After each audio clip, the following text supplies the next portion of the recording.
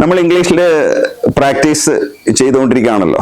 നമ്മളെ സ്റ്റുഡൻസിനോട് പറയാനുള്ള ഒരു കാര്യങ്ങൾ എന്താണെന്ന് വെച്ചാൽ, when you speak think before you speak. ഞാൻ സംസാരിക്കാൻ പോണത് am I talking about the past, am I talking about the present, ഇപ്പൊ നടക്കുന്ന കാര്യങ്ങളാണോ ഞാൻ സംസാരിക്കുന്നത്, അതോ ഞാൻ ഭാവിയിൽ നടക്കാൻ പോകുന്ന എന്തോ, ഭാവിയിൽ എന്ന് പറഞ്ഞാൽ നാളെ, ഫ്യൂച്ചർ ആണോ സംസാരിക്കുമ്പോൾ. ഈ ഒരു കാര്യം മനസ്സിൽ വെച്ച് കഴിഞ്ഞാൽ നമ്മൾ ഒരുപാട് ഡയലോഗ്സ്, നമ്മൾക്ക് ഒരു മിസ്റ്റേക്ക് ഇല്ലാണ്ട് തന്നെ നമുക്ക് സംസാരിക്കാൻ പറ്റും. അതായത്, എന്റെ കുട്ടി എല്ലാ ദിവസവും സ്കൂളിൽ പോകാറുണ്ട്. My child goes to school every day. അത് ആ റൂട്ടീനാണ്. ആ റൂട്ടീൻ ആ സ്റ്റൈലിൽ തന്നെ സംസാരിക്കണം. ഇവിടെ നമ്മൾ my child when didn't go to school yesterday, my child didn't go to school yesterday, അത് ഇന്നലെ സംഭവിച്ച കാര്യമാണ്.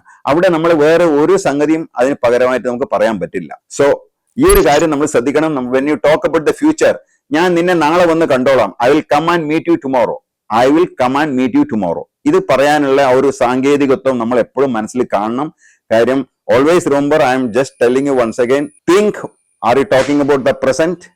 അപ്പം പ്രസന്റ് കാര്യങ്ങൾ, I'm going to the market now, ഞാൻ ഇപ്പൊ മാർക്കറ്റ് പോയിക്കൊണ്ടിരിക്കുകയാണെന്ന് പറഞ്ഞാൽ I'm going to the market, ഞാൻ ഇപ്പൊ ചെയ്യുന്ന കാര്യങ്ങളാണ് അങ്ങനെ പറയുന്നത്.